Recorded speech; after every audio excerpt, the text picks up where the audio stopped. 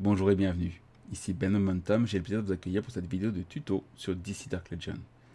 Dans cette vidéo, nous verrons les événements de début du jeu. Est-ce que les timers sont importants, dans quel délai les faire et ce qu'ils rapportent. Et également comment stratégiser au maximum pour avoir un maximum de récompenses. Les amis, Monitor a besoin de vous, on est parti.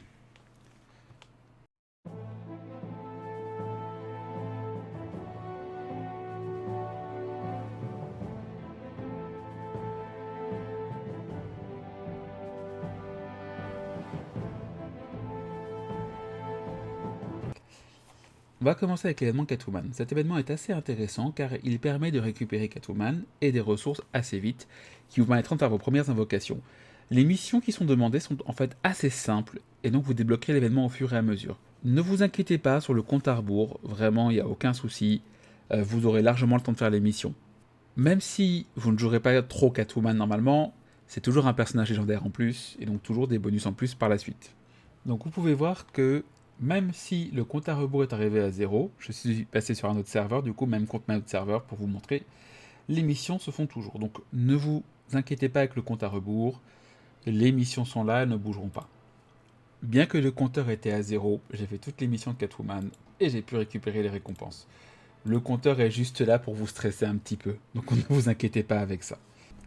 Quand vous aurez débloqué le niveau 5 du centre d'opération, vous aurez du coup enfin accès aux événements. Et il y a plusieurs événements que vous avez au début du jeu, quand vous lancez votre compte pour la première fois. Le premier est le pass de 7 jours, qui vous donne Harley Quinn à la fin. C'est pour ça que vous voyez beaucoup de guides d'ailleurs qui vous suggèrent de prendre Harley Quinn dans le coffre mythique, car vous aurez directement 10 shards en plus, 10 fragments en plus, qui vous pourront vous l'amener à 2-3 étoiles si je ne me trompe pas.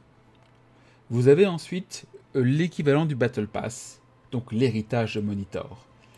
Il se complète avec des défis qui vous seront affichés, ils sont assez transparents et en général les défis vous les ferez sans vous en rendre compte. Et vous débloquerez du coup la colonne de gauche, ce qui est premium. Si jamais vous souhaitez débloquer ce qu'il y a à droite, il faudra payer un pass. Du coup, vous recommencerez ce pass. C'est une récompense qui arrive tous les mois. Et pour l'instant, je l'ai fait plusieurs mois d'affilée, je n'ai pas vu de grosses différences d'un mois à l'autre entre les récompenses. Vous pouvez en fait tout débloquer directement en achetant les passes. L'événement de la Voie de la Justice donne un champion mythique à la fin.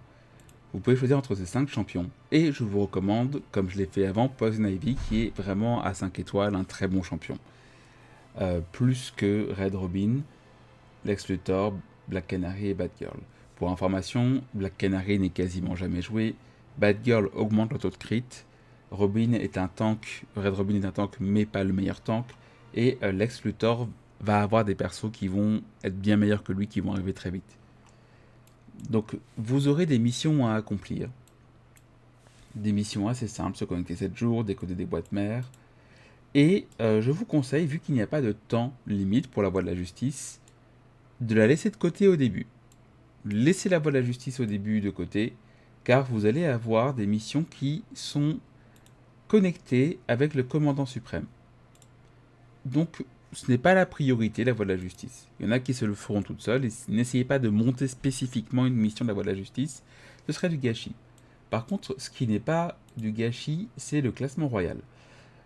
Vous allez avoir une semaine pour atteindre les 600 000 de puissance.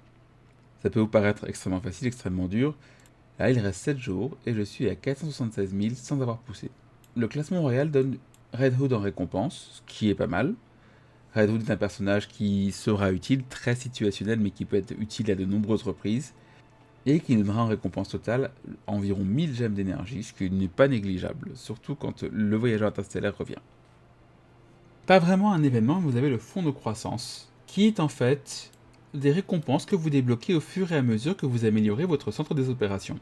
Un événement de ligue que vous pouvez voir ici, c'est celui de chasseur de la Légion Noire, qui consiste à battre le plus de Légions Noires possible dans un temps limité, une semaine. Les ligues qui se classeront le plus haut auront des récompenses. Je ne sais pas combien on s'est classé, je n'ai pas vu de résultats. Et donc vous voyez que ça a pris lieu du 14 mars au 21 mars, car ça fait maintenant pile poil, pour moi en tout cas, une semaine que le jeu est sorti. Ne faites pas attention à l'heure, il est très tard quand j'enregistre ça. N'oubliez pas que vous pouvez également voir les événements qui vont arriver ou qui sont en cours, leur durée et les récompenses obtenues.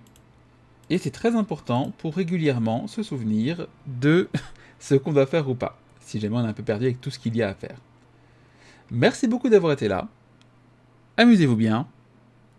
À plus tard.